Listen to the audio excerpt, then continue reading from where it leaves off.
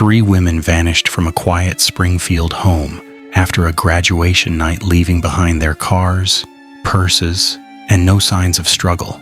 By the time police were called, key evidence was gone. A strange voicemail erased, and the silence had already swallowed the truth. They searched the neighborhood, door to door, asking if anyone had seen or heard anything unusual in the early morning hours of June 7th. One neighbor reported hearing what might have been a scream around 3 a.m., but couldn't be certain. Others heard nothing. The subdivision was quiet, residential, the kind of place where people knew their neighbors but didn't necessarily keep track of comings and goings. The initial working theory was troubling. This didn't look like a stranger abduction. There was no forced entry, no broken windows, no pried doors. The front door had been unlocked, but that wasn't unusual. Many Springfield residents didn't lock their doors in 1992, especially in safe neighborhoods. This suggested one of 2 possibilities. Either the women knew their abductor and let them in, or someone gained entry through deception or stealth. Given that Sherrill had gone to bed, the most logical conclusion was that someone arrived after the girls got home, sometime between 2:30 and 6 a.m. But who, and why all 3 women? And how do you remove 3 people from a house without any of them fighting, screaming, or leaving evidence of resistance? The lack of blood was particularly significant. If this was a violent crime, where had it occurred? The Springfield Police Department immediately assembled a task force. This wasn't a runaway situation. 3 grown women don't leave behind their purses, money, and vehicles. This was an abduction, possibly a homicide, and every hour that passed reduced the chances of finding them alive. The FBI joined the investigation on June 9th, just 2 days after the disappearance. Their involvement signaled both the seriousness of the case and the local department's acknowledgement that they needed additional resources. The FBI brought profilers, additional forensic experts, and access to national databases of similar crimes. Investigators started with the obvious suspects, people close to the victims. Stacy McCall's ex-boyfriend became the first person of interest. Anytime a young woman goes missing, police look at current and former romantic partners. Stacy had recently ended a relationship, and investigators wanted to know where this young man had been on the night of June 6th. His alibi was airtight. He'd been at a party in Nixa, Missouri, about 15 miles away, surrounded by witnesses who confirmed he'd been there until well after 3 a.m. He'd then gone home to his parents' house, where his family confirmed his presence. Phone records, witness statements, and timeline analysis all cleared him. He was devastated by Stacy's disappearance and cooperated fully with investigators. Next, police turned their attention to Suzie Streeter's acquaintances. Several young men had attended the graduation parties that night, and investigators meticulously tracked down each one. Where had they gone after the parties? Did anyone follow Suzie and Stacy? Had there been any arguments, any unwanted attention, any concerning behavior? One group of men became particular persons of interest. They'd been at multiple parties that night, and some witnesses reported they'd seemed interested in where Suzie and Stacy were going afterward. Police obtained search warrants for their vehicles and residences. They conducted interviews, verified alibis, analyzed phone records. Nothing connected them to the disappearance. Their stories checked out. Physical evidence didn't place them at the Delmar Street house. They were cleared. Police also investigated Sherrill's life. As a hairdresser, she had regular contact with clients. Had any of them become obsessed with her? Did she have a stalker? Recent disputes? Anyone who'd made her uncomfortable? Sherrill's friends described her as cautious but not fearful. She was a single mother who'd been through a difficult divorce years earlier. She dated occasionally but wasn't currently in a serious relationship. Her ex-husband had remarried and lived out of state. He was quickly ruled out. No one could think of anyone who would want to harm her. The police were stuck. Every logical suspect had been eliminated. Every promising lead had gone cold. This is where the investigation made a critical error in judgment. Because there was no forced entry and no signs of struggle, Investigators initially assumed this was someone the women knew. They focused heavily on the inner circle: friends, family, acquaintances, ex-boyfriends. What they didn't seriously consider in those crucial first weeks was the possibility of a skilled predator, someone who had experience doing exactly this kind of thing. Someone who knew how to gain entry, control multiple victims, and leave no trace. That oversight would haunt them for years. Within days, the Springfield Three case exploded into national news. Local stations covered it around the clock. Then regional networks picked it up.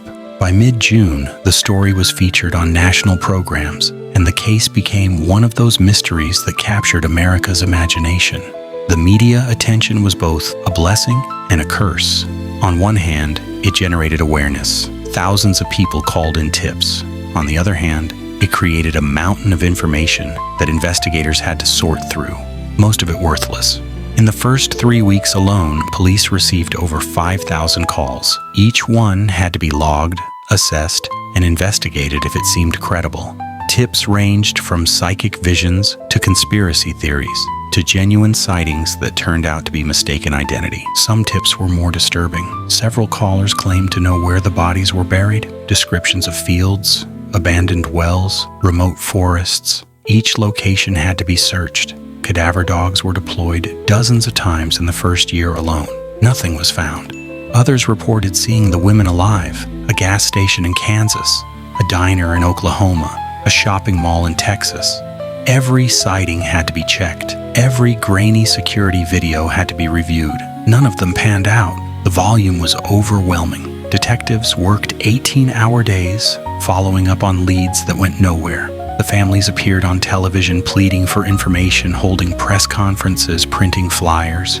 Janice McCall became a fixture on local news, her pain visible as she begged for anyone who knew anything to come forward. The case took on a life of its own in Springfield. Everyone had a theory. Coffee shop conversations centered on where the women might be. Local true crime enthusiasts began their own amateur investigations. Some were helpful, providing genuinely new perspectives. Others were invasive, harassing potential witnesses and contaminating the investigation further. Years passed. The hot leads cooled. New investigators joined the case. Old ones retired. The Springfield Three remained missing. Then, in 2007, came what seemed like the break everyone had been waiting for. A detailed tip came in, claiming that the bodies of Sherrill Levitt, Suzie Streeter, and Stacy McCall were buried beneath the concrete foundation of a parking garage at Cox South Hospital in Springfield. The tipper provided specific details about the location, claiming inside knowledge of the burial. The tip was considered credible enough to warrant serious investigation. Police brought in ground-penetrating radar equipment. The technology suggested anomalies beneath the concrete, something that could potentially be human remains. But there was a problem. The parking garage was structural. Digging beneath it would require demolishing a significant portion of the active hospital's parking facilities. The cost would be enormous, hundreds of thousands of dollars. The hospital administration was willing to cooperate, but only if there was more definitive evidence. Experts debated the radar results. Some believed the anomalies could be bodies. Others argued they could be rebar, old utility lines, construction debris, or natural variations in the soil. Without more certainty, the hospital couldn't authorize the destruction of functional infrastructure. The excavation never happened. To this day, that parking garage stands. Those anomalies remain unexplained, and the families wonder if their loved ones are buried 15 feet beneath cars and concrete.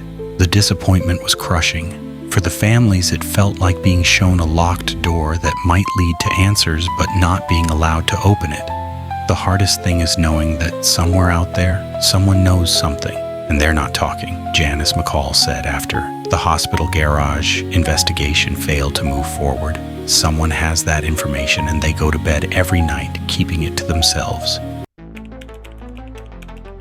For nearly 2 decades, the Springfield Three case languished without a clear suspect. Then, in 2007, a name surfaced that would dominate the investigation for years: Robert Craig Cox. Cox wasn't unknown to law enforcement. Born in 1963, he had a lengthy criminal record spanning multiple states. In 1978, at just 15 years old, he'd been involved in a kidnapping case in California.